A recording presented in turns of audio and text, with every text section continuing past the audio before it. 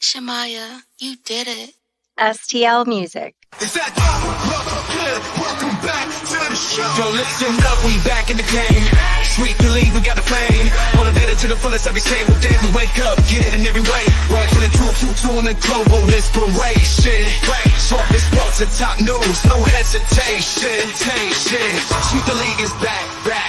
We always coming back, that's a fact. Wanna tell them that STL Music, mama, we did it, where we at?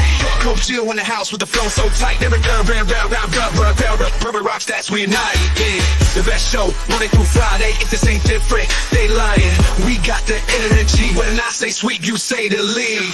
Sweep the league, sweep the league, sweep the league, sweep the league. San Antonio, let's go. Sweep the league. Sweep the league. Sweep the league. San Antonio. Hey, it's Rain Fernandez, and you're watching Sweep the League. Be sure to follow me on Instagram, Twitter, and TikTok, and Facebook at Rain Fernandez, R-A-Y-N-E, Fernandez. Hi, it's Sherilyn, and you're watching Sweep the League TV. Follow me on Instagram at official Sherilyn for more content.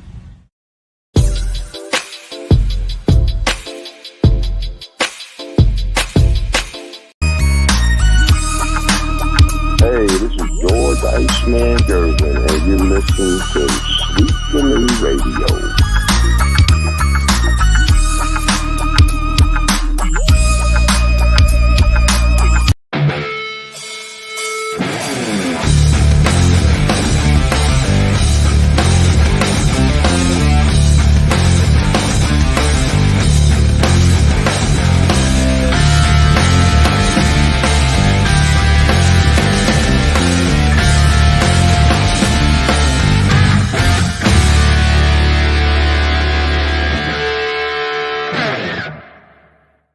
After a long, seems like forever holiday, Sweep the League is back here on Taco Tuesday.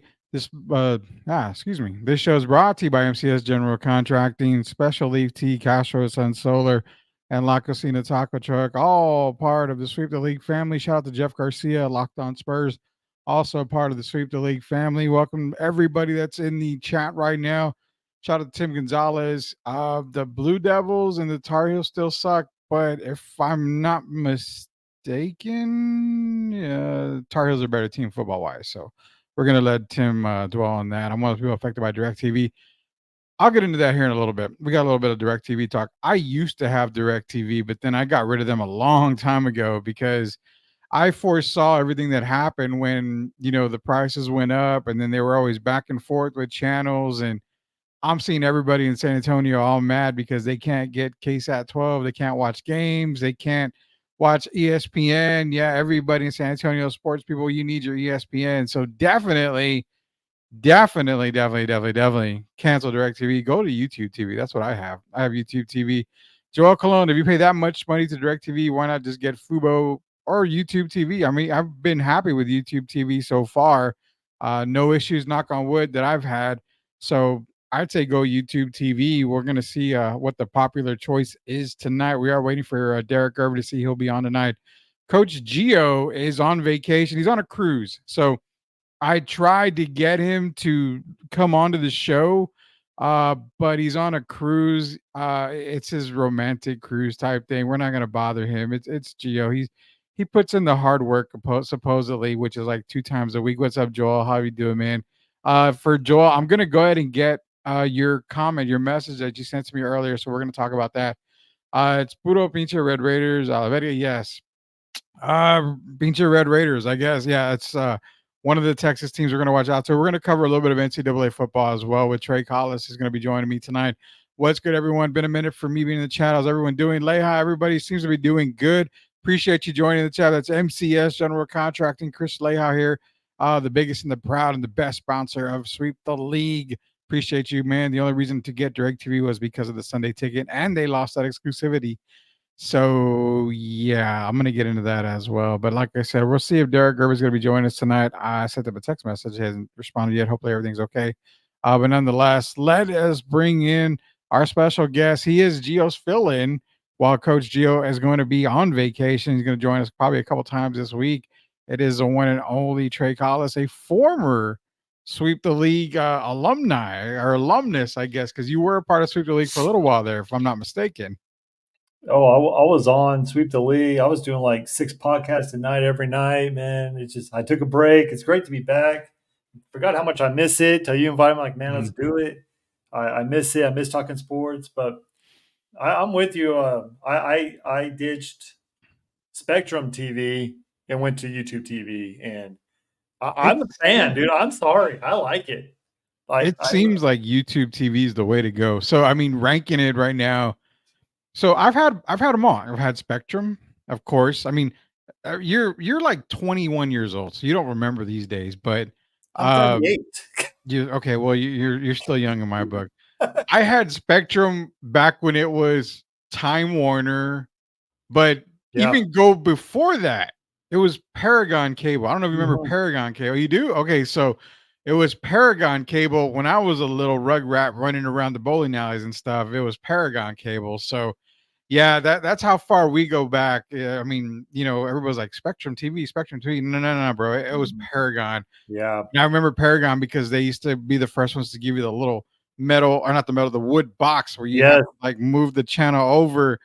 Everybody knows you move it all the way to the right and you move the little knob and you can kind of see a little bit of something there for all you old school guys out there, you dirty guys out there. Every now and then you'd see a clear picture for like a brief second or two. So yeah, that was the old days. But it was I've had AT&T Uverse, which Uverse is great. I'm not gonna lie, AT&T Uverse was really good, but it just went up like, oh, you're paying $34.95 for 12 months. Okay, after 12 months, you're paying $57.95 for the next 12 months. Cool.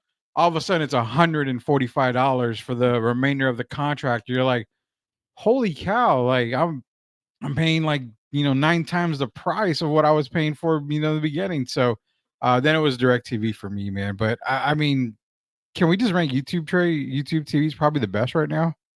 Well, it depends on what you want. Honestly, I had Fubo TV before I had YouTube TV. For college reasons, Fubo's the way to go. If you just like college, you get you get the Big Ten Network, you get the Stadium Network, you get all the college games that you want at your exposed right there. But NFL wise, I downloaded it. I love it. I think YouTube TV is the best way to go for everything, for sports, for movies, for everything else. It has all the channels in the world. It's not that expensive. I actually just got Sunday Ticket on YouTube. I wasn't going to do it, but I got it yesterday. So how does that work? Because I've been bombarded with, oh, you can make payments, 4 payments, but I looked at the payment, it's like $85 a month for the payment. It's $104 for 4 months right now. So you're going to pay $104 plus the $79 for the monthly fee. So $200. Well, I got lucky. I actually get free because I'm a Verizon customer. And so I upgraded. Hey, whoa. If you're a Verizon customer, you get free YouTube TV? If you upgrade, if you got a new phone or got a new upgrade, you can get YouTube TV or Sunday Ticket on them for the first year. So all I gotta do is I'll go get a phone tomorrow. If that's the case. I don't know if the promo is still going, but that's what they're banking on. I'm like, all right. So I already had it, and then I was like, well, you can upgrade your service. So I upgraded to the unlimited plan, whatever that means. I can never go over gigabytes or whatever. But they said, yeah, you can get Sunday Ticket now. I'm like, okay. Wow. Okay. Well, now you've got me intrigued because I didn't want to pay $200 for 4 months to get, and at that, I mean, YouTube TV, you're still dragging like 10 seconds because Derek would call me on the phone, be like, did you see that pass? I'm like, not. Oh, there it is. There's the pass. I'm already, lagging behind so much. But yeah, the only reason why people got DirecTV, to be honest with you, was because of NFL Ticket. Now NFL Ticket's not even there. So now it's on YouTube TV. So it doesn't surprise me that DirecTV doesn't give a crap about their customers because there's no reason to have DirecTV anymore. Like, period. I guess it's an AT&T thing. So they might just be giving it away for free with AT&T now. Like customers. Well, DirecTV, they're trying the streaming network. They're trying to go like YouTube TV, where you don't need a satellite dish anymore. You can just stream it like you do YouTube TV. But even that's even more expensive than what you get for YouTube TV right now. So YouTube TV, I honestly think YouTube TV is the best. I'm paying like $75, and I get like 200 channels. Yeah. So Yeah, I'm very impressed. It has not froze up on me. I can watch anywhere I go. I can family share. You can share with your family up to 5 or 6 screens. I can't remember, but I'm yeah. very impressed with YouTube TV. Yeah, I'm sticking with YouTube TV for a while. Tim Gonzalez, I'm old school. I'm still with cable. So, I mean, cable's cable, man. I mean, it is what it is. If you want to stick with cable, then however. Hold on, Tim. Are you affected by the DirecTV thing if you guys have cable? Which one is it, bro? Tim, you have been called out. You did say you had DirecTV, but then you said you have cable. Which one is it? Tim Gonzalez, hey, Trey. Are you a Blue Devil fan, Trey? I forgot. I am a Blue Devil That basketball sucks. fan. Why do I only know Blue Devil people on this damn show? I am a Blue Devil basketball, not football, but I am a basketball I'm a Blue Devil, and I'm very excited for this football season, man, or basketball season, man. I just want to know what this upcoming star is going to give us. And Future no Spurs pick Cooper Flag. He's not going to be a Spurs after you tell me the Spurs aren't going to tank for him? No. Well, they're going to tank, but they're not going to get bad enough to get Cooper Flag. Are you gaslighting us, Tim? That's what Joel Colon wants to know. He says he has DirecTV stream. Joel's in here saying, I haven't had cable in ages. I roll with Sling and a few streaming services. That's all I need. So services wise, I mean, to be honest, I'm paying just as much to watch something that I was, than I was when I was paying cable, because we've got obviously YouTube TV, we've got Netflix, Hulu, Disney, Amazon Prime. I just found out that my wife has. What is the other one? Yeah, Peak. I mean, well, the reason why is because I'm like, hey, I want to see The Boys. I haven't seen that show, The Boys, yet. Oh, I've got Prime. When did we get Prime? Like, well, I have an Amazon account, so we get Prime. Like, oh wow, okay. I don't know how the stuff, man, but we've also got, was it Peacock TV? We have everything. I'm like, holy cow, we're still paying, like $2 bajillion to watch stuff. So I totally get it. That's not cable, Tim. I'm pissed. Need my ACC network and KSAT 12. Well, go to YouTube TV, Tim. You can go to YouTube TV. You can always go off-air antenna for KSAT. So with KSAT, so why do you got to do that? Why not just get the free week of YouTube TV? See if you like it. If you don't like it the first day, you can still cancel and still have 6 free days. But if you do like it, keep it. And you only pay. You can get the base plan for $69 or $70. I mean, what's the point of go getting an antenna? Just get KSAT when you can get it right there with all these other. I just don't understand it. I get it, man. I get it. It's just, people just talking. I could get the Sunday ticket with a student price, but then I won't get to meet. I won't go meet all my fall family at the Three-Legged Monkey for Patriots games. Oh, well, how about you get the student price for Sunday ticket and pass it along to me? I'll pretend to be a student. I'm a college dropout, so I mean, I wonder if I should just register for school and just not go. Well, honestly, I kind of wanted to see if you can register as a student, because I think I did that a couple years ago when DirecTV had it. And no, if you lived in an apartment, they would let you get direct with the student pass. That's what it was. And then YouTube got it, and that I was very upset. And then I was like, all right, I'm switching to YouTube TV. And then they wanted $500. I'm like, nope. So yeah, I mean, I love Sunday ticket. I love NFL football. Sucks I can't watch my Falcons unless they're on national TV, but I'm not paying 500 or whatever to do anything like that. That's crazy. Jacob Eric, I subscribe to the stick. Well, I mean, there are certain legal quote, illegal quote, legal stuff that you can get and watch certain things on, but I'm not going to get too much into that. I don't want to get any type of emails threatening everything that we do on the show. LOL. They verify the registration. Well, we can always work around that. Cooper Flag and Blue Devils will play play SMU this season, Trey. So I know. I mean, I know you. I don't know if you watch every show that we do, but I mean, I always have to put up with all you Blue Devil people all the time. I don't know why. Hey, it's not too late to come over to the dark. No, screw the dark side. It's there, man. We're always welcoming. I have a dream of going into Cameron Indoor Stadium just to start a fight. That's I I'm do. wondering how many I can knock out before I get knocked out. That's I say what you want, but I think sweep the league. I think we need to get like a sponsorship or whatever, and I think that they need to fly us out to a North Carolina Duke game in Cameron Indoor for that. I think that would be great. I would fight somebody. I No, you probably would wouldn't. fight. I would Oh, probably you're fight a nice somebody. guy. You wouldn't fight It anybody. would be okay, so in my mind, it would be like that one scene in The Matrix where Neo's fighting Oh, like a yeah. million Agent Smiths and he's just kicking all their butts. That's in my mind, but ideally, I would probably be able to knock out maybe 3 or 4 Agent Smiths before I'm done. I mean, I'm no Neo, that's for sure. I mean, I can barely dodge a meal and you want me to dodge bullets and stuff? No, I can't do anything like that, man. There's no way about that, but yeah, maybe one day we'll go. Thank you, Trey. I've been trying to tell Rudy to come join. Now, I'm not. That's not the good side. It's the terrible side. That is Duke. So, nonetheless, man, we're gonna get into some talk here. We're gonna talk some college football, break down the weekend, maybe look a little bit forward to this coming weekend. Talk a little WNBA.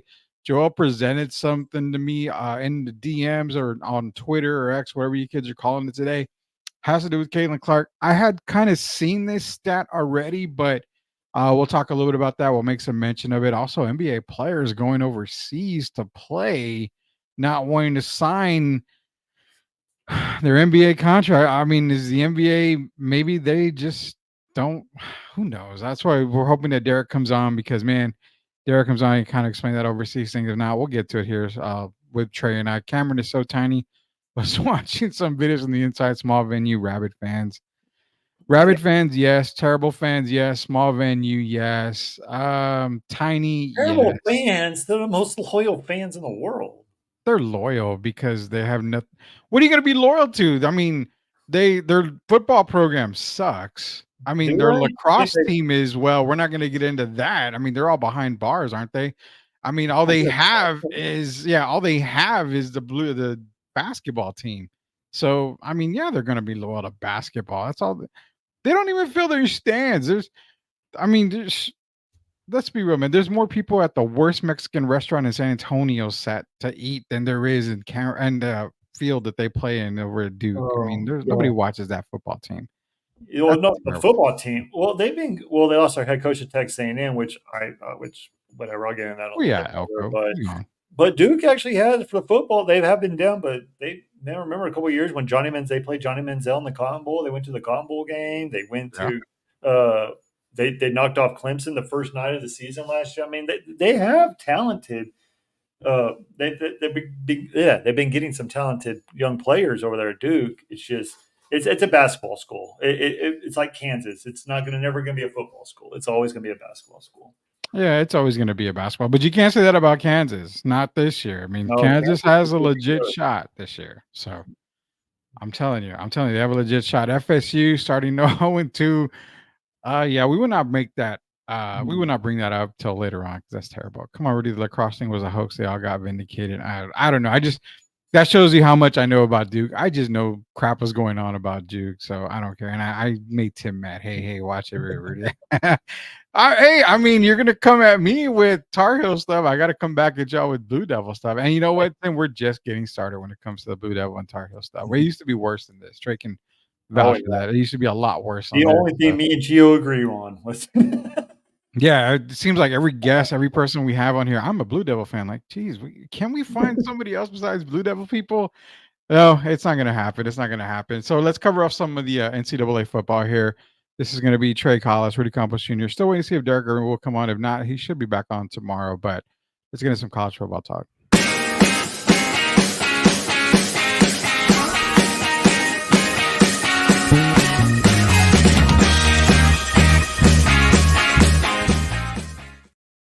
All right, so this first segment is brought to you by MCS General Contracting, the best contracting out there in San Antonio. And you know what? They go beyond San Antonio. They cover everything outside of San Antonio as well.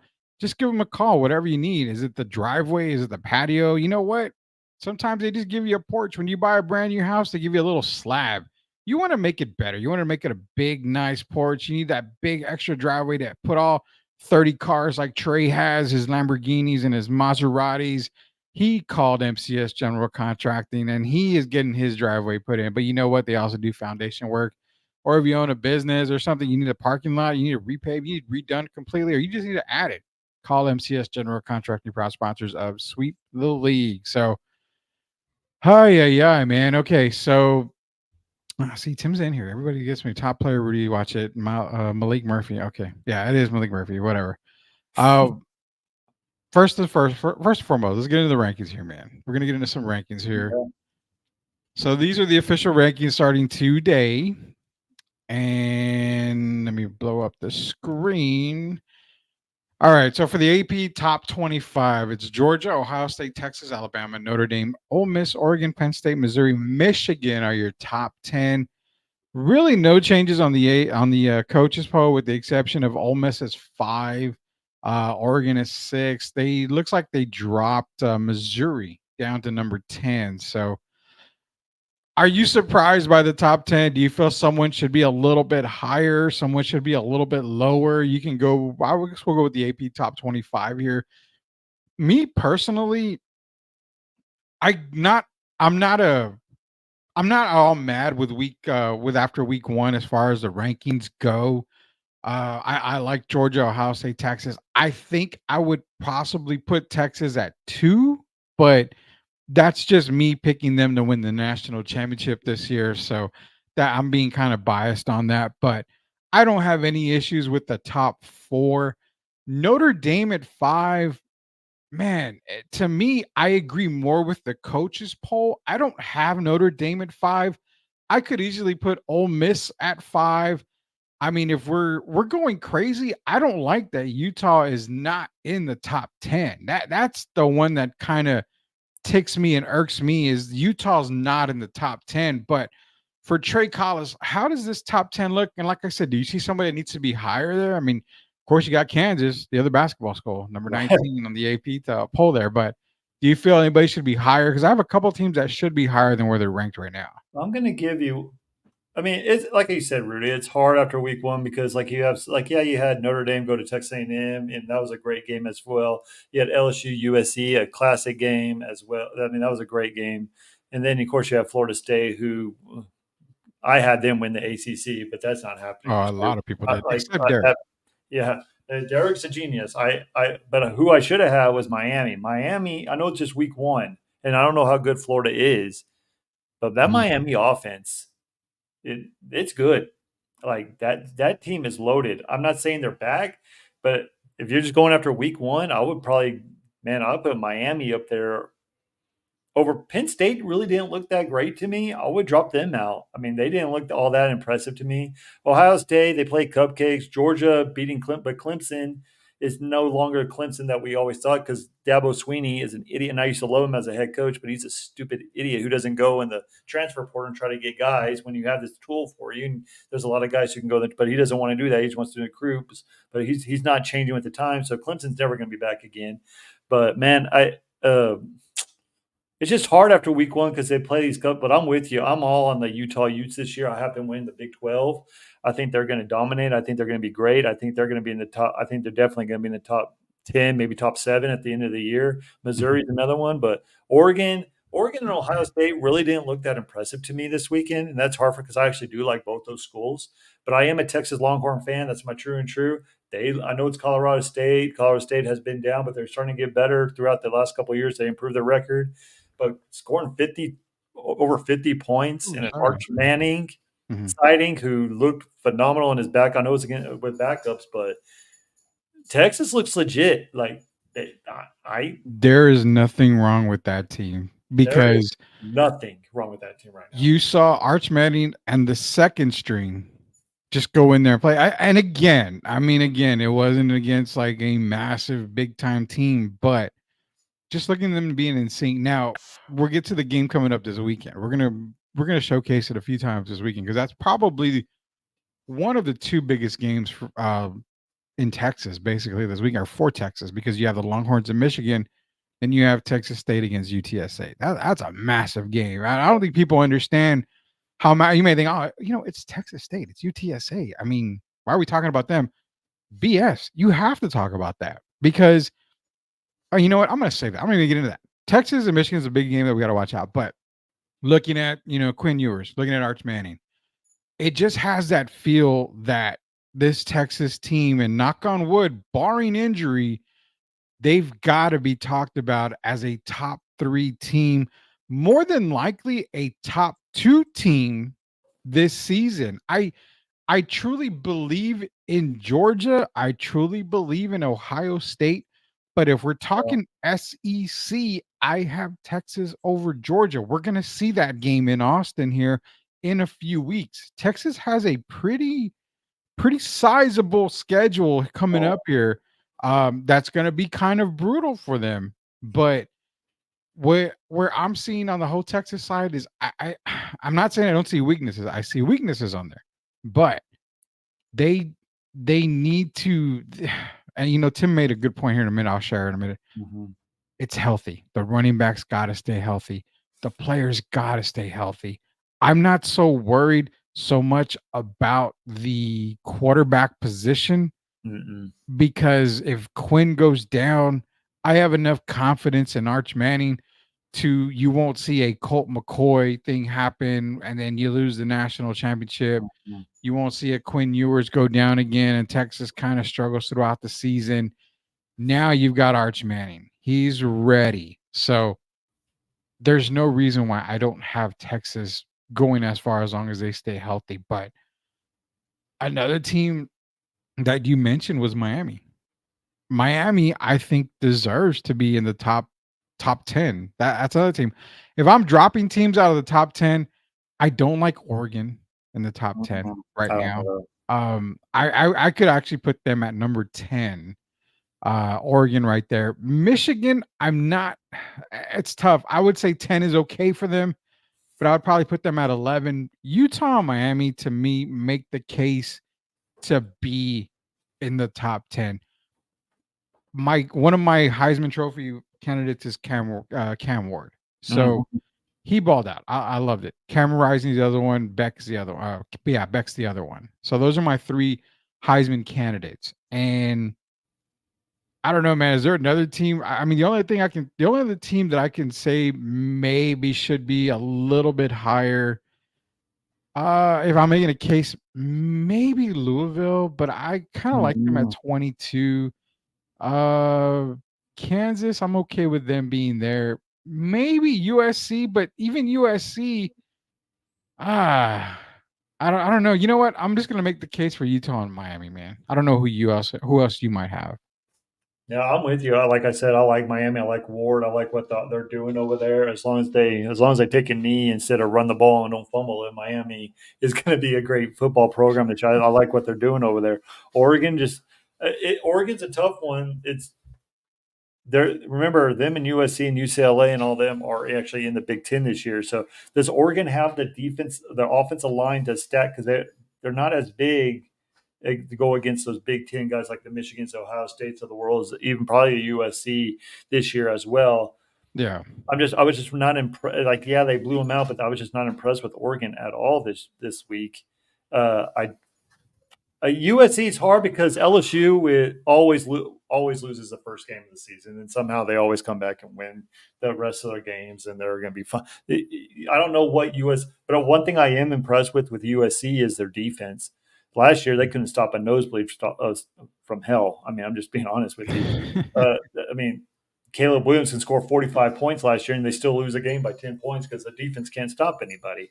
But this year, they held LSU, who had a great I thought a great offense, not a great, probably a pretty good offense, but only held them over 20 points. I mean, that's impressive for the USC and Lincoln Riley and because he never played defense at Oklahoma either. So I think the USC, if they can keep it up, I think USC might make some noise in the Big Ten this year. But honestly, these rankings don't matter. They really don't. Yeah. They really don't. But I will shout out UTSA Roadrunners. They actually got some votes to be in the top 25 this week, which I don't understand. And I'm a UTSA fan. I love going to those games. I love everything about Roadrunner. But they did not look that good against who they play. How do you say that? Kennesaw State. Yeah. They did not look that good. But yeah, I don't know if you saw it on Twitter or whatever, but the top 3 games this week was the Texas Michigan game. Then they had the UTSA versus Texas State game. So both that's going to be a great game to watch. So Texas game's at 11, then you can go step back and watch UTSA play after that. But like I said, these rankings don't mean anything. It's all going to change. But I think the top 2 teams, I think Ohio State's going to choke again. They're going to lose. They're probably going to lose a Penn State or someone else around. I think that the game between Texas and Georgia is basically going to be who's going to be the number 1 seed and who's going to be the number 5 seed come the playoff time. That's what I think it's going to come down to. And if Quinn Ewers can stay healthy in the games in Texas, I'm putting my money on Texas. But whoever loses that game's not out of the playoffs. It's just who's going to be the 1 seed, who's going to be the wild card facing the top the Power 5 school that comes. It's Liberty or Boise State or whoever the case may be. But I think I don't even know Liberty, man. It's tough for Liberty because I don't even think we're gonna get. Let's get into some scores, man. Let's get into a couple of scores. But yeah, even with Liberty, I'm like, if I'm taking a. And you know what? I hate using mid-major. I hate using mid-major because I don't consider teams mid-majors. You're in Division I for a reason. Exactly. But you know, for the middle of the pack conferences, I don't see Liberty. I honestly, my 12th team in is UTSA, and you know, I've been saying UTSA because if their only loss is to Texas, a top 3, top 2 team, especially if Texas finishes the season number 1. I mean, that is a good loss for UTSA, especially if they keep it close. You have them beating Memphis? I have Memphis as a pet mine. So that is, they have 3 tough games, UTSA. Now, I will consider the Army game tough. I do consider that tough for them, but I think they'll be able to get it done this year. Memphis is a tough one, Texas, and of course this weekend at Texas State. So UTSA is going to have Texas State and then Texas, I believe, right back to back. Right. So I expect them to lose to Texas. I expect them to beat Texas State. The Memphis game, I truly, truly expect them to be ready and win that game. Whoever wins that game, as long as they only have 1 or no losses going into that game, is who I think the 12th team would be. It's going to be the Memphis or it's going to be UTSA. It's going to be one of those teams, unless UTSA shits the bed this weekend against Texas State. And then they're going to lose to Texas. I mean, there's no way they can beat Texas. No, I'm not going to sugarcoat it and say they have a chance. You know, for me, they have a chance. They may go up 7-0 on Texas. They may go up 14-0 on Texas. But we're not going to lie. When they played them a couple of years back, they were right there. I think they even held the lead, if I'm not sure. They had the lead going into halftime, and then you just saw the death of the Texas team with their own. And then UTSA lost a big couple of offensive line. I was at that game, and I'm going to be at that game in a couple of weeks too. I think Frank Harris even got a little nicked up in that game as well. In a couple of years ago, they'll play Texas tough. I'm not any doubt about that, but they're not going to beat Texas. In Texas, I think they're going to roll over Texas State. I think this last week's game that even Jeff Traylor said they didn't play their best ball. They were very sloppy with everything, and I look for him. Jeff Traylor's a great coach, and I think that he's going to correct everything. And I think you're going to see a better UTSA game. I think the only losses that UTSA is going to have is Texas, and that's not even a bad loss because you're going to Austin. That's not going to count towards anything. It just depends how bad you're going to lose. Are you going to lose by 40 or 50, or are you going to lose by respectable margin of 20 or 15? You know what I mean? I think a good loss, and it's so funny, like, oh, this is a great loss for UTSA against Texas, but I think a good loss is to keep it under 40. Wow. You have that respect for Texas? Yeah, I mean, that's how good they look. Now, if they keep it under 30, it's a great loss. Yeah. I mean, to me, it's competitive, and that's what I'm saying. You got to keep it competitive. Now, again, a loss is a loss. I mean, I'm not saying, oh, hey, go out there and lose 45-10 and we're good. No, you want to make it, 45-44 or something. You want to win. No matter what, you want to win. Right. But it's just how you lose. If you're competitive, great. If you can compete with a Texas team, then there's no reason why you can't beat a Memphis team or any other team for that matter. And that's where I look at it. There's no such thing as a moral victory, but in some cases like this, there are moral victories, man. Well, here's the problem with this the 12-team playoff, because a lot of people have Boise State too. Boise State's really not going out and playing it. Like if you're an undefeated Liberty or Boise State, but then UTSA goes and plays Texas, but they lose, you have that one loss. Is a committee going to hold that against them against an undefeated team like a Boise State or a Memphis or whoever the case may be, a Liberty? So that's a problem, and I'm glad that they're putting the one of those schools in the playoff no matter what. I do, but I think it might need to be more. But I think the committee needs to reward like UTSA and Jeff Traylor going out and playing these top dogs like a Texas and doing all this. Where these other schools like Liberty, like what was it last year? Liberty, like we saw in the bowl game, Liberty didn't play anybody all year, but they were undefeated, so we had to put them in the bowl game, the big, and then get annihilated by Oregon. I mean, you got to reward these teams who go out and play top notch competition. Big brother, the case may be, and I don't know, man. I honestly have Memphis. I think Memphis is doing good. Since SMU's out, I totally forgot they're in the ACC. With the ACC being down, SMU might get. I mean, is the ACC the new Pac-12? I mean, ACC is horrible. They are horrible, as you can tell by Florida State. My ACC conference winners, Florida State. That is terrible, so terrible. I mean, I'm looking at Liberty's schedule. I mean, they played Campbell. They won 41-24. They've got New Mexico State next. They've got UTEP, which again, UTEP's not a terrible. I mean, they have made games close.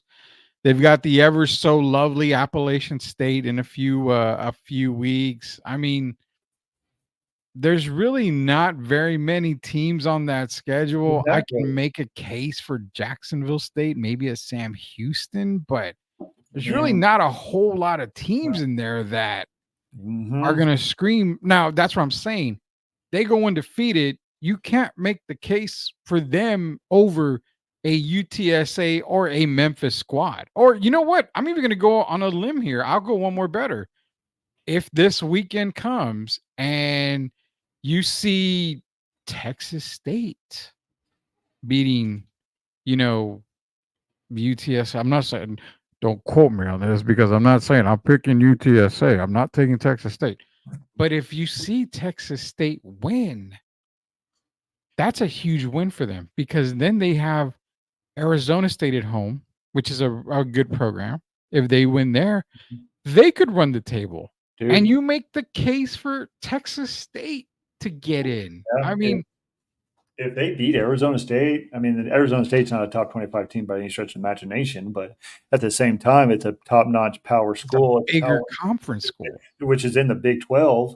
That's a big power school. It's going to boost them over a Liberty, I do believe.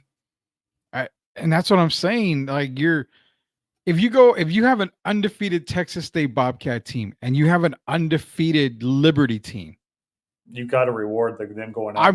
You've got to give it to Texas State.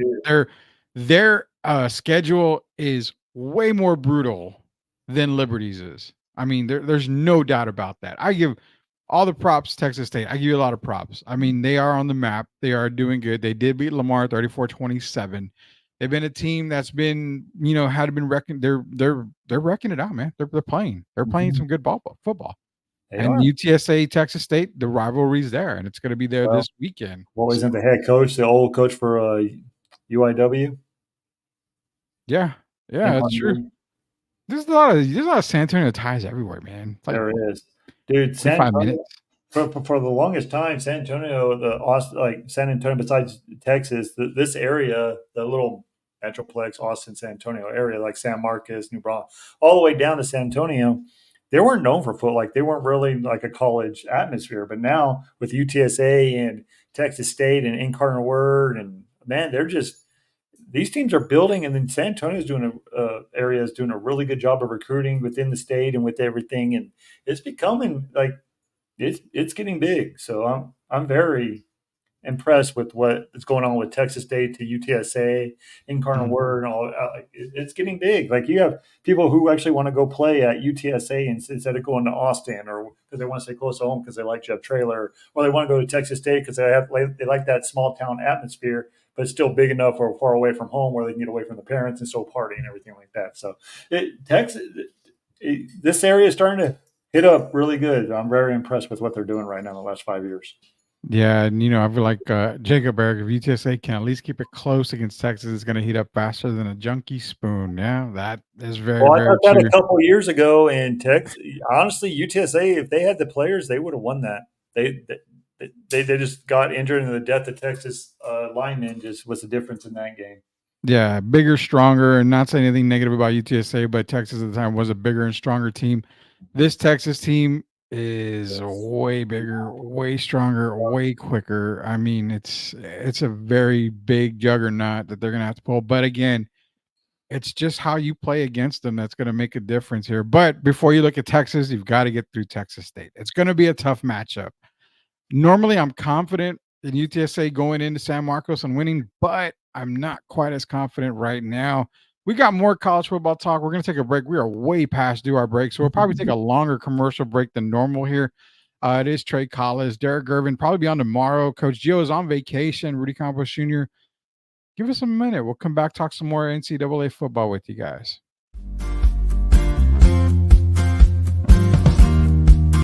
Are you looking for a contracting company that gets the job done right the first time? Look no further than MCS General Contracting. MCS specializes in top quality concrete work, including patios, driveways, foundations, and swimming pools. The team of experts are dedicated to delivering exceptional results and unparalleled customer satisfaction. At MCS General Contracting, they're not just hardworking, they're local. Based in San Antonio, they are committed to building relationships and trust within the community. That's why MCS guarantees your satisfaction. They pride themselves on getting the job done right the first time, every time. So why wait? Contract MCS General Contracting today to schedule your project and experience the difference for yourself. MCS General Contracting, building a better San Antonio, one project at a time. Proud sponsors of Sweep the League. Howdy from Texas. You've got to be tired of the sizzling electric bills in the Texas heat, right? Well, partner, we've got the solution for you. Introducing Castro & Sons Solar, harnessing the power of the sun to save you some serious cash. Their top-notch solar panels will have you soaking up the savings in no time. Imagine lower electric bills, a reduced carbon footprint, and the satisfaction of going green. Their expert team will take care of everything from installation to maintenance. We're talking hassle-free, worry-free, and stress-free solar solutions. So why wait? Join the solar revolution with Castro & Sons Solar. Let the Texas sun shine bright and your savings shine even brighter. Castro & Sons Solar, empowering your home one sunbeam at a time. Call them today and let's get this solar party started. Spurs fans, are you ready to stay ahead of the game of the San Antonio Spurs with the best coverage in the business? Tune in to Locked On Spurs, the daily podcast that brings you expert analysis, exclusive interviews, and all the latest news and updates for your silver and black. Join Jeff Garcia, the most informative and entertaining host in the game, as he breaks down all Spurs news and notes, interviews the biggest names, and keeps you locked into all things Spurs. From Monday to Friday, get ready to start your day with the best Spurs coverage in the business. Don't miss out on the expert opinions, the hot takes, and the can't-miss guests. Make sure you're locked in with Locked On Spurs. Subscribe to their YouTube channel now and stay ahead of the game all season long. Locked On Spurs. It's the best Spurs coverage in the business. Don't miss out. Pops the mastermind, got the team what we need. 5 rings deep, we the Dynasty Kings. From the Alamo Dome to the banners.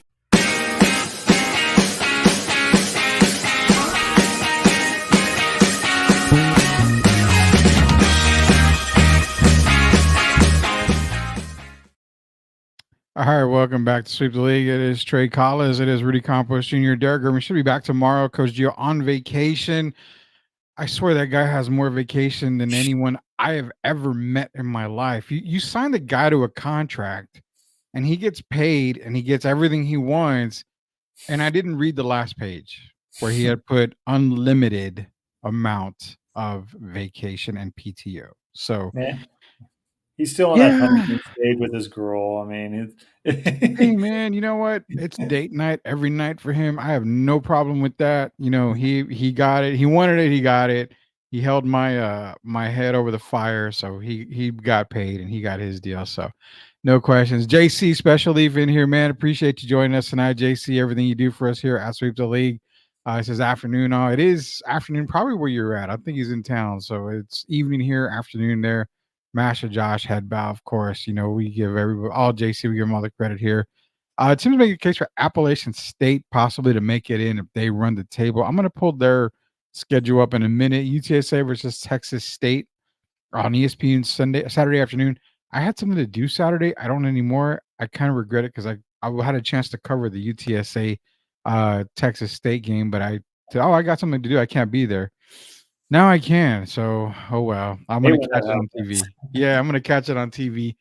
UTSA did get the dub, but they didn't smoke this team the past week and kind of got me worried about Texas State. That's a good point. I mean, they got the win over Kansas State, but it didn't look good. But I'm gonna put the baby to bed here, Jacob, Eric, and it was week 1, man. It's week 1. It's hard to come out like Alabama and these teams and go 63-0 or something like that. You know, Ohio State's doing 69-12 or whatever. It's hard to do that, for any school. Nonetheless, the schools that are, playing, like I said, Monmouth State of, Delaware going up against Alabama. It's like hell. It's just week 1. So don't let week 1 get you. A lot of the cobwebs are there. Kids are coming off practices. It's their first time playing a game. Sometimes you have some young guys like sophomores, juniors that are playing now. So they didn't get a whole lot of playing time. It's a little bit different feeling when you're on the sidelines and not playing on the field. So we'll see what happens this weekend. Real quick, Tim has a question for you. Question for Trey. I'm an ACC fan. Is this Miami's year to come out of the ACC? And if so, who's second? Virginia Tech, SMU, or NC State? Virginia Tech, no, Tim. You've been trying to convince all of us that Virginia Tech's a team. No, we're not going to do that. No, not at all. No, everyone thought Virginia Tech. I was never a big fan of Virginia Tech, and I know they had like what was it, 22 returning starters, some ridiculous number like that. But Vanderbilt, man, they just showed, like, I was very impressed with Vanderbilt, the way they had the lead, and then they gave up the lead, but then they had a chance to win it in regulation. They missed the field goal, but then didn't let it go down, or let them bring them down. They win in overtime and won against Virginia Tech. I'm not a big fan of the Hokies. I do believe it is Miami's year this year. Clemson, Florida State. We all see what Florida State is. Florida State's horrible. DJ, I cannot pronounce his last name. I'm sorry, so I'm just going to call him DJ. There's a reason why he left Clemson. Yeah, he had a good year at Oregon State, but that's because all the pressure was off him. Oregon State wasn't supposed to do anything anyway. So, but now the pressure's back on him at a big school at Florida State. You can see that he's just not that guy. I do like Ward, and I do like this Miami team. It was like I regret not picking them because Miami always finds out one way to choke one big game. But this year, I just don't see the ACC. I think this is Miami's year. One team will get in. One team will get in. Mm-hmm. Don't sleep on SMU though. SMU is a power. Like they're a really good school. But I do think Ward's a real deal. I think he's my sleeper. I think he's my Heisman Trophy pick right now. I got a pick. But I do think this is Miami's year. As long as they take a knee instead of running the football, they'll be all right. I don't like SMU because NC State's also another sleeper. I forgot about them. We're going to find out a lot about them this Saturday against Tennessee. Yeah, NC State, yeah. But SMU, everybody makes the case for SMU. I mean, when you have that kind of a struggle against Nevada. But Nevada is not. Now, Nevada's not bad, but it shouldn't have been as close. 39-24, I'm okay. But like you said, it's the cobwebs, right? Like this is one thing I do. This is one thing I do hate about the NCAA football season. They don't get scrimmage, like they don't get scrimmages. They don't get a preseason. They got to go straight week one. Like Florida State had to go all the way to Dublin, Ireland to go play their conference game against Georgia Tech, and then they got to play.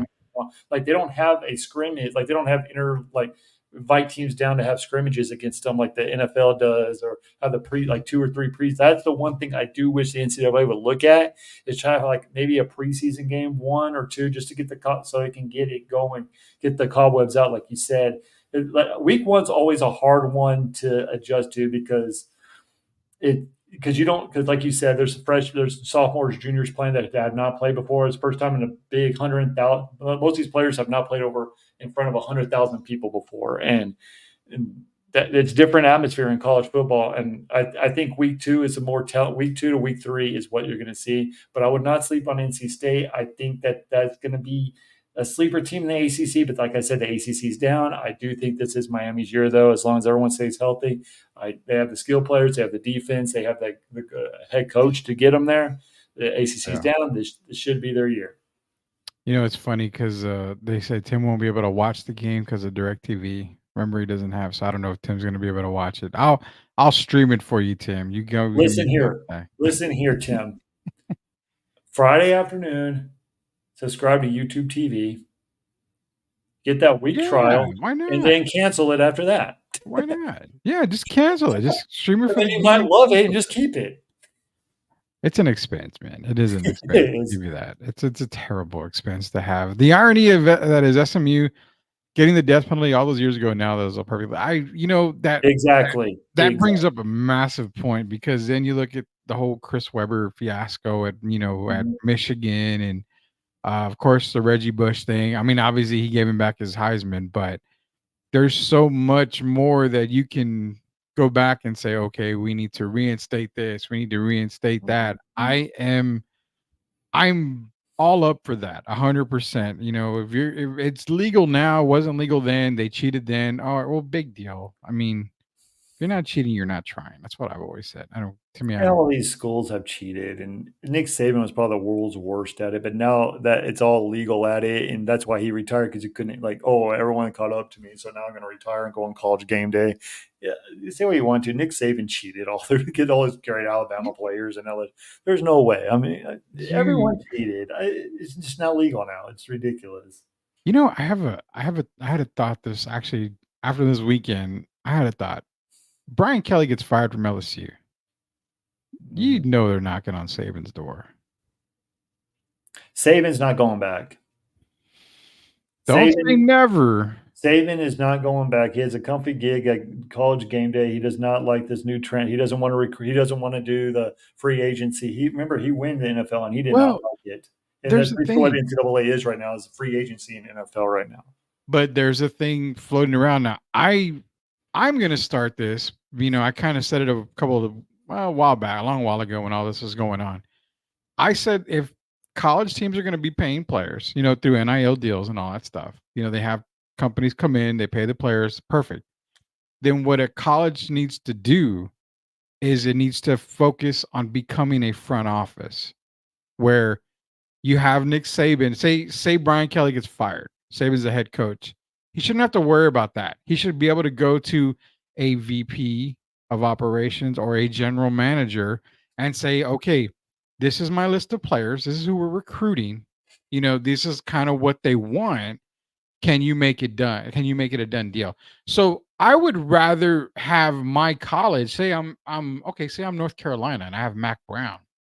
I don't want to leave it on Mac Brown's shoulders to get NIL deals done, to do this and that.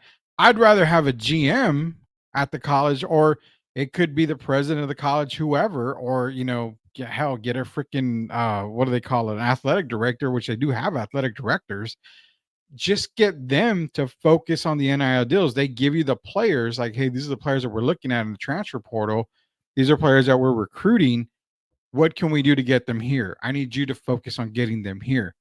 Right. That's where I say it should be. Then Saban is good. Dabo Swinney should be good. A lot of these coaches. Dabo Swinney's not adapting with the times. Dabo Swinney's. Well, that's what I'm saying. Get somebody to do it for him. You just focus on coaching. He won't do it, though. I agree with you. Colorado State's actually doing that right now. I don't know if you saw that game. They have well, the famous running back for the Denver Broncos. What was his name? Terrell Davis. Terrell Davis. Yeah, he's actually an ambassador for Colorado State and actually doing that to help boost their program a little bit. So it is starting to be done a little bit, but I just don't. I think Nick Saban's he's older. He doesn't want to do it anymore. I can see. I get your point, but I just don't see Nick Saban going back to the college rank. I think he has a nice cushy job over there with Pat McAfee and. I think he's gonna be tired of it. I think he goes. I think he goes. I think he goes back to coaching. Yeah, I think he goes back. I don't think he's going back to LSU though. Why not? I mean, a big program. Turn it back around. It's not that far. Well, Brian Kelly always does this. He always loses like the first game at LSU, and then he goes off and wins and playing for the SEC championship game. I mean, he's going to turn around. Oh yeah, it'll turn around. I'm not saying Brian Kelly's going to get fired, but I mean, if he was on the hot seat, I mean, it's like the whole like Sark is playing for his job this year. No way in hell he's playing for. Okay, so if Texas doesn't make the college football playoffs, which they're not going to happen, but if they just fall completely flat, they could. We'll never say never because they got the rivalry game against Oklahoma. Well, they got a big game against Michigan. That if they lose those two, and then they have Georgia. It starts this weekend. See a 3-team loss going to Big 12. It's this weekend, and this is what I told Gio and Derek, and we've all agreed. If Texas loses this weekend, that seat is getting warm for Sark. This is a must-win, Trey. This is a must-win for Texas. Oh. You have a non-championship Michigan team. They lost a lot of people. But they lost Jim Harbaugh. But they have the majority of their defense starters coming back. No. But I'm saying on the offensive side, they are hurting. They lost their head coach in Harbaugh. I mean, they've had some significant losses, but this is a game where Texas not necessarily is going to blow them out, but they have to win. If they lose this game, it's a lot harder for Sark, and that seat gets a little warmer because this is a must win this weekend for Texas. It is an absolute must weekend. If they get blown out, are you doubting me? If they get blown out by Michigan, if they get blown out, then they got some questions to answer them, but I don't see them getting blown out. The Bunsen burner gets turned on the seat. Let's put it that way. You're talking about a head coach. But since Mac Brown actually took him to the college football playoff for the first time in school history, actually probably should have played for the national championship if you were just threw a back shoulder fade instead of throwing a fade to Adion Mitchell. Shark is not on. It depends how this game is not a must win. But if they get blown out, I kind of see where you're getting at. But they're going to the Big House in Michigan, who have not lost a home game in September in like 6 years. I'm just saying. This is a must. It's a must win, dude. You've got to see that. It's if they lose, but they run the table and they're in the playoffs and they make the chance. So he's still if they win if they go undefeated after the Michigan. I mean, then I'm fine with that. I think, but this lights a fire. It lights a fire. I'm not saying it's Sark's chair, but it lights a fire. Like, okay, we have fire.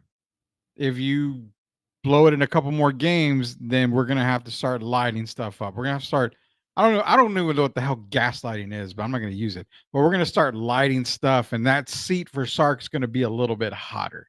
I can't say that for certain. It just depends. Like if it's a 20-point blowout and Texas never in the game, never had a chance. Yeah, I can see that, but I just don't see it happening. Like you said, that Texas defensive line's fast. It's good. They have the skill players. Michigan doesn't have the quarterback and they struggle against Brenzo State. I mean, I think Ewers coming back. I think the only problem I do have is the running back position.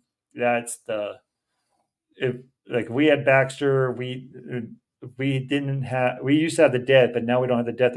It's all about Jaden Blue. I don't know if he got a little nicked up too last week, so I just don't know. That's my only issue. But they have the receivers, they have the quarterback, they have the defense, they have the cornerbacks, they have the defensive backs, they have the defensive linemen. That they're stacked. But can I see them getting blown? No, it's not going to happen. They're not going to get blown out. The reason why I say they're going to win by 15 points. Well, if they lose to Michigan, I'm the only person concerned. I'm not even a Texas fan, and I mean it concerns me if they lose to Michigan. But then you said you've got Oklahoma and Georgia back to back. You got the Red River rivalry. Then you've got Georgia coming to Austin the next week. So maybe 2 more losses there. That's 3. Then then you end the season with the rivalry of all rivalries from back in the day. You're going up against A&M. It's at A&M. And it's at A&M. At night. Again, now do you understand why I'm saying this is a big win? This is a big weekend. It sets up the rest of the season for Texas, because then you beat Michigan, you beat Oklahoma, you lose to Georgia. I think they beat Georgia. I think they beat Georgia too. Gio says otherwise, but just because I think the game's in Austin, I think they beat Georgia. Honestly, the only hiccup I see beats for Texas is probably either Oklahoma or A&M. That is it. The 2 rivalry games, right? Like, because you don't one of them. It's like going to last be one. year, Texas was the better team, but Gabriel played the game of his life. You throw the records out. Exactly. It's a rivalry. So that's what I'm saying. I don't see Georgia coming into Austin beating Texas. I really don't. I don't see that. But, people are going to say it's going to happen. And I really think that one of those losses is either Oklahoma or A&M, one of the rivalry games. But I circle the Michigan game because this is when the season starts right now for Texas. They're still 0-0. Colorado State didn't matter. That was preseason. The regular season starts now this weekend for Texas, man. That's just me. I don't know, man. It's hard for me to put Sarkisian on the hot seat after what he's done in recruiting and got him to the playoffs last year. I just have a hard time no matter what. Now, I will say this. If the game was in Austin and he gets I can see that. But going to Ann Arbor, it's kind of a different animal, right? Like, it's 105,000 people. They haven't lost a game in like 5 or 6 years in September at home. I mean, there's a reason. But like you said, Michigan's down this year. This ain't the same national title team that they had last year on the offensive side. The defensive side, but if you saw that, and I'm glad Nick Saban retired because we got Bond out of Alabama. We got people filling for Xavier Worthy and Whittington and all them. So I can see where you're coming from, but I just think it's got to be a little bit now. If they go on and lose to Michigan and they lose to Oklahoma and then they may have the Georgia or Texas A&M. I can see where you're coming from, but I just think everyone's happy with what Sarkisian's doing right now. And it's just hard. He's doing a good job.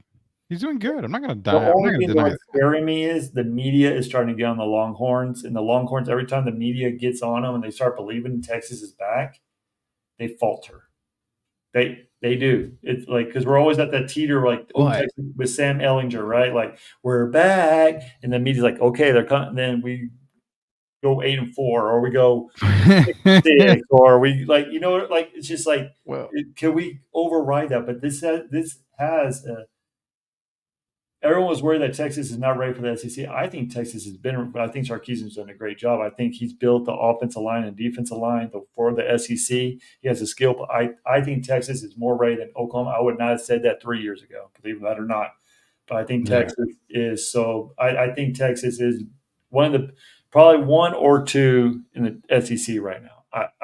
It's hard for me because Georgia's been there, done that. They have a 5th-year starting quarterback. Ewers, can he stay healthy? That's another thing. Like, are you going to blame Sarkisian? Like, if Ewers goes down, or like, you know what I mean? Like, because Ewers has yet to play a whole full season because he's been injured.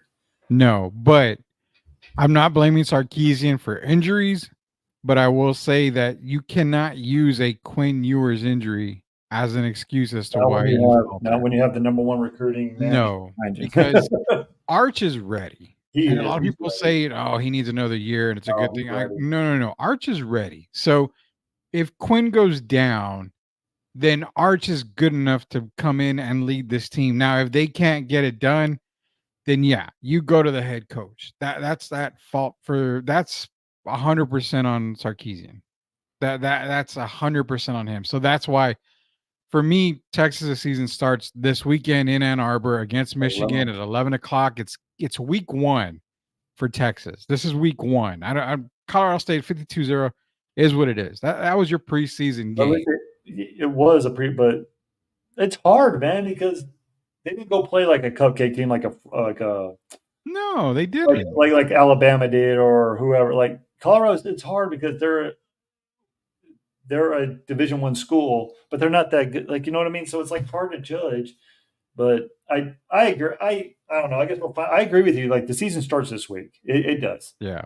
And No, it does. It does. And I like Joel Cologne says, so that college game sounds like a good idea, but then let's just stop the charade and not call these schools colleges anymore and call them NFL, AAA it pretty much is just it's like baseball. It's like AAA and AA right now. It's pretty much what it is in college football right now, or any sport basically.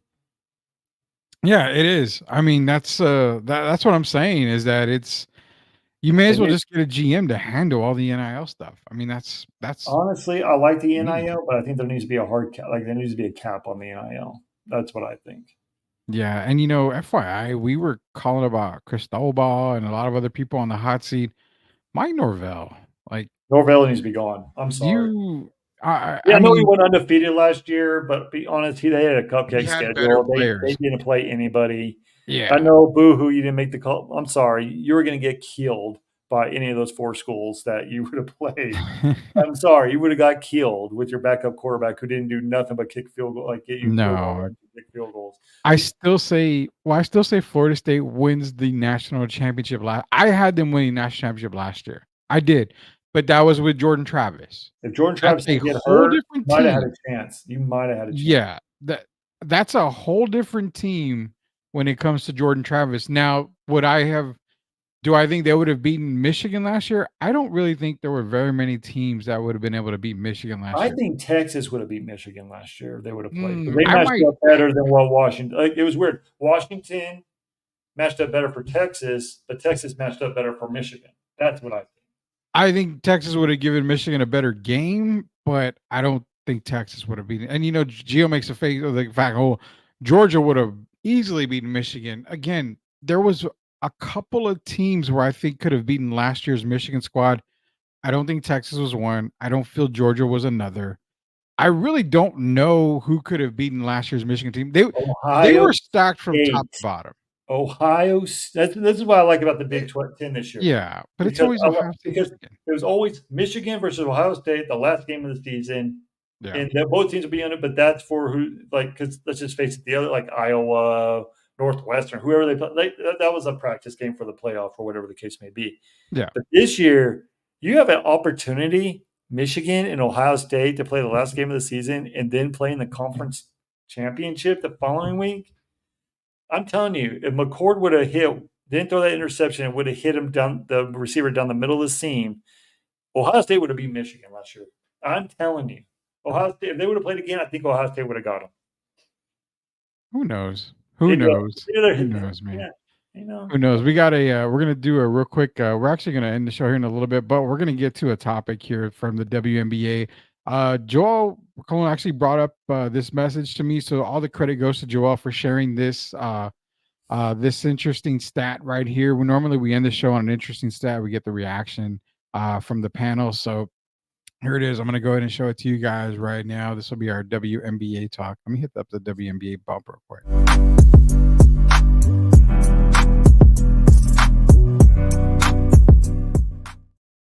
Okay, so I did talk to Derek Gervin. He's going to be back on tomorrow.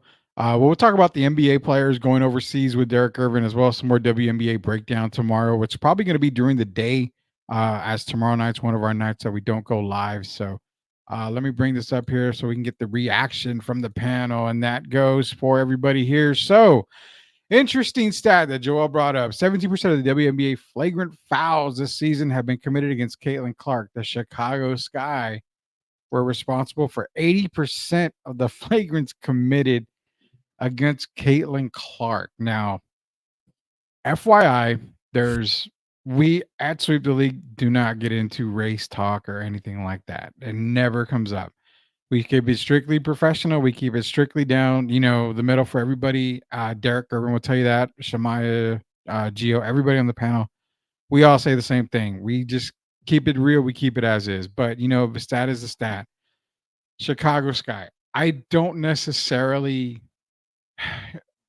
it's so weird, man, because yes, Caitlin has been hammered a few times on the court, but to rule out just one team, yeah, Chicago has been that team that reminds you of what?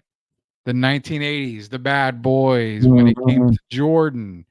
Not saying Caitlin Clark's Jordan, not saying Chicago Sky's the bad boys, but they play a physical style of basketball. And just like Jordan back in the day, the bad boys played a physical style of basketball a la the Jordan rules when it came to Michael Jordan. So I don't even know how to feel about this stat, man. But we go around the panel. So what are your thoughts on this right here?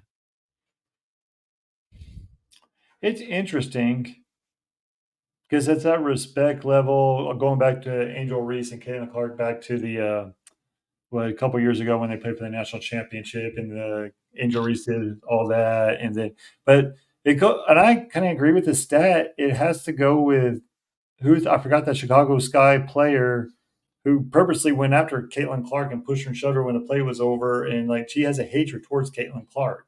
She does. It goes back to, like you said, to the bad boy piston area. Like they just want to make her. I just don't understand it. I don't get it. Like I hate these stats because the Chicago Sky. I think mostly because the Chicago Sky are kind of frustrated as well because Caitlin Clark has had their number all year.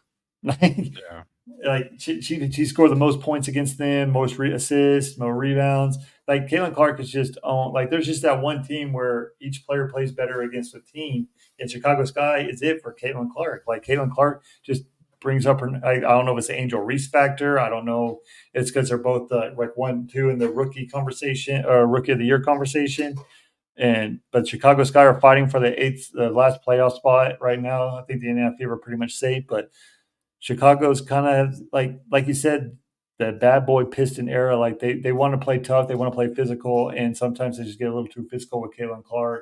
They want to make them feel her or feel them. So it's interesting. But it's just weird because Angel Reese and Caitlin Clark actually like each other. It's just that one player whenever I forgot her name, but just push and shove. Diamond to Shields, I think is what it was. Yeah, it was Diamond to Shields. Yeah, but I just think that I think the Indiana and Chicago are going to have this rubber as long as those two ladies right there, because they're both going to be the face of the league coming up in the league, and it's a good place to have in the next couple 3 or 4 years.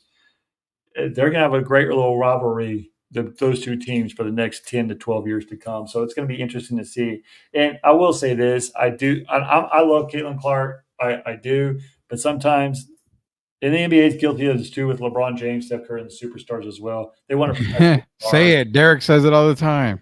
They want to protect their stuff. More so LeBron than Steph. That's another argument for a different day. But they see Caitlin Clark as their money cow. They see how much ticket prices go up when Caitlin Clark and Angel Reese play against each other. So they want to protect their product, and that's the way they're going to do. They're going to call them. They're going to be more eyes on Caitlin Clark than any other WNBA star in the last 10 or 12 years. So that I can see where the WNBA, but it's just basically the LeBron James factor. Like, oh, LeBron can do anything. Argue with Caitlin Clark is not LeBron. I'm not saying that. I'm just saying Caitlin Clark is the money cow for the next decade to come because the tickets have skyrocketed.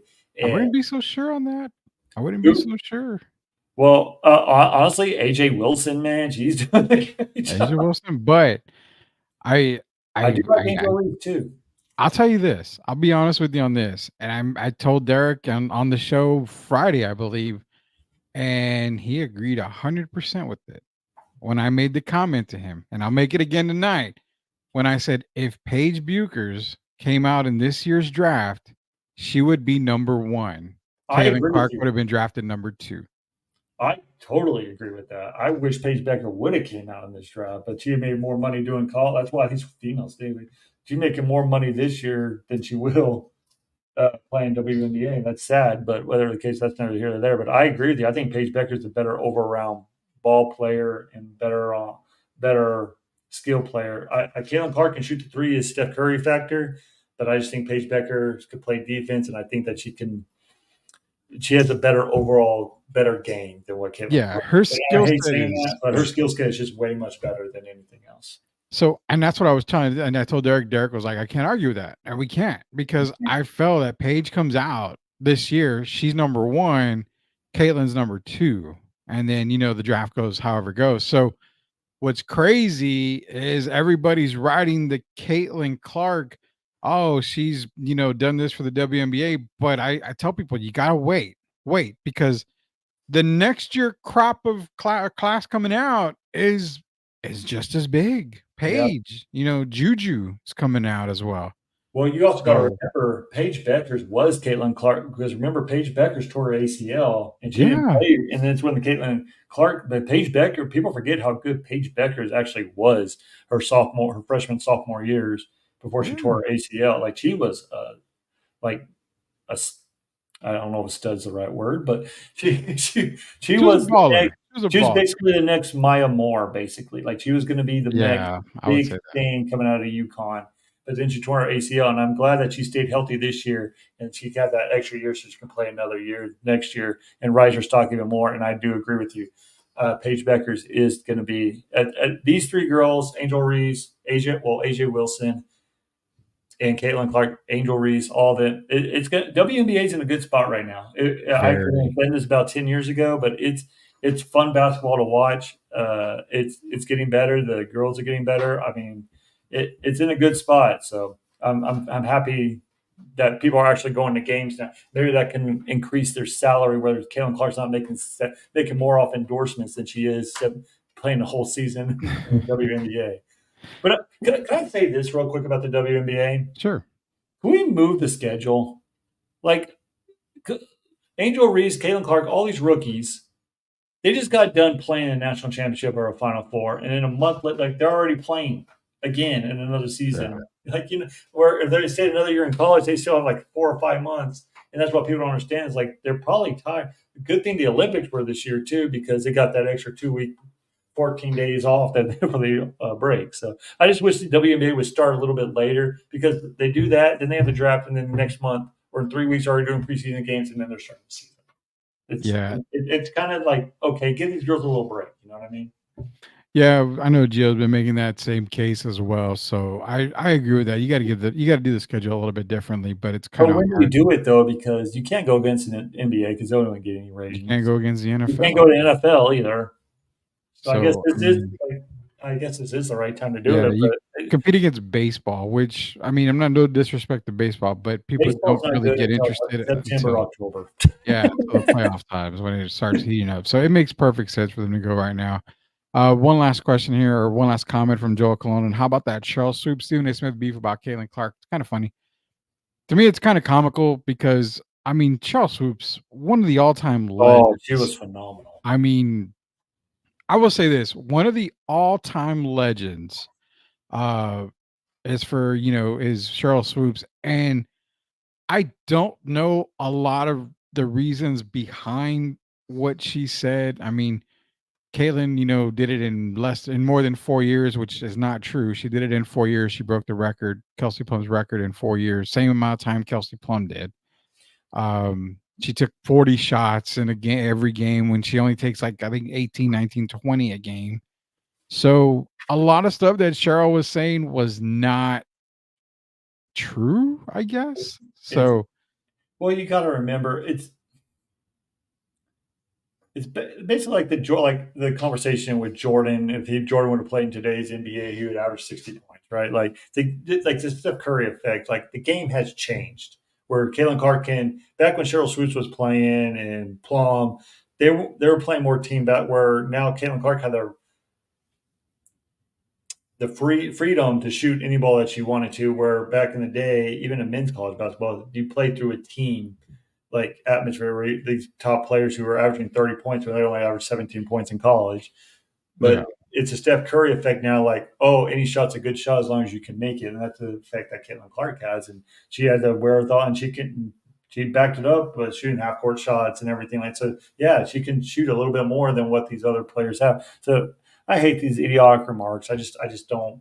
And I love Cheryl Swoops. I love, like, she's one of my favorite women basketball players of all time. yeah. So I get it. And yeah, I mean, it's comical to me, but I don't know where Cheryl gets a lot of her info from. But you know what? Hey, everyone is entitled to their opinion. I'm not going to argue with you for your opinion. I mean, if you really Want to believe the world is flat? Well, guess what? It's flat to you. It's round to me. Big deal. Who cares? So, yeah, appreciate everybody joining on tonight. We had over 500 people on the stream tonight, so I appreciate everybody joining here. Go to our YouTube page. All you got to do is go to YouTube, search at Sweep the League TV, be a subscriber. We are to 363 people subscribed now.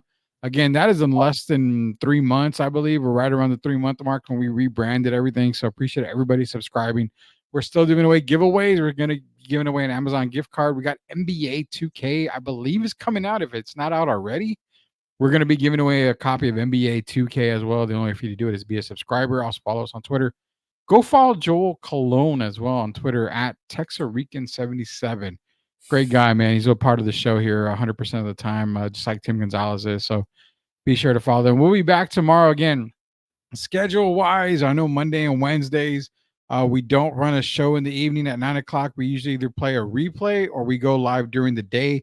If we go live during the day, we'll replay that show at 9 o'clock. So either way, you're going to get something from Sweep the League at 9 o'clock tomorrow, but we'll keep everybody posted. And then we will be back again live on Thursday and Friday as well to get you ready for the weekend. So again, like I said, Derek Irvin will be back tomorrow. Just talked to him a little while ago, so he'll be back tomorrow. Louis Luna, La Cocina Taco Truck, and man himself, man.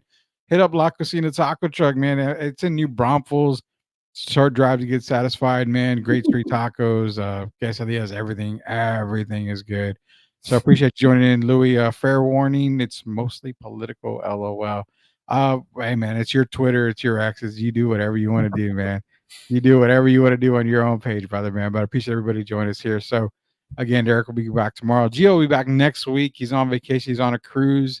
Hoping the best for him on that cruise. Hope he has fun. But for Trey Collis, it is Rudy Campos Jr. Until we sweep the league again, we'll see you later, knuckleheads.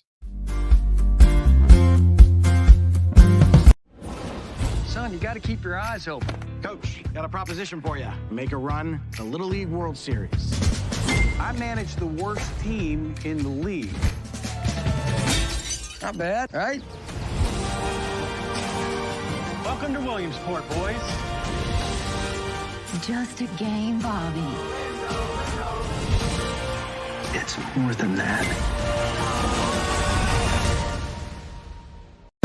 Shemaya, you did it. Wendy, the king is crowned. Wendy, king is crowned.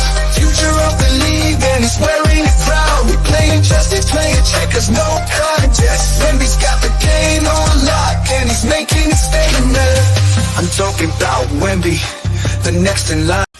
Hey there, sports fans. I'm Ashley, your go-to girl for all things sports here on Sweep the League. Welcome to our daily news reports where we'll be covering the latest updates from the NFL, NBA, WNBA, college sports, and more. We're thrilled to be a part of the rapidly growing Sweep the League network, bringing you fast and fresh news updates every day. Make sure to subscribe to Sweep the League TV on YouTube for even more in-depth analysis and discussions with our amazing team Monday through Friday. Huge thank you to our incredible sponsors in San Antonio for their support. We couldn't do it without you. So let's get started. I'm Ashley, and I'll be sweeping the league for you every day. Stay tuned for the latest sports news and updates. Hey guys, are you ready for a flavor explosion? Look no further than La Cocina Taco Truck, serving up the best street tacos and quesadillas in New Braunfels. With a 5-star rating and rave reviews, they're not just a taco truck. They are a taste sensation. La Cocina staff is the best in town and pride themselves on making every customer feel like family. Whether you're feeding a crowd or just satisfying your own cravings, they've got you covered because no order is too big or too small for them there. Louis and his staff are all about customer satisfaction and they love their community. Don't worry, San Antonio friends, they're just a short trip away to New Braunfels. So why wait? Come visit La Cocina Taco Truck today and taste the difference for yourself. That's La Cocina Taco Truck, where every bite is a fiesta. Proud sponsors of Sweep the League.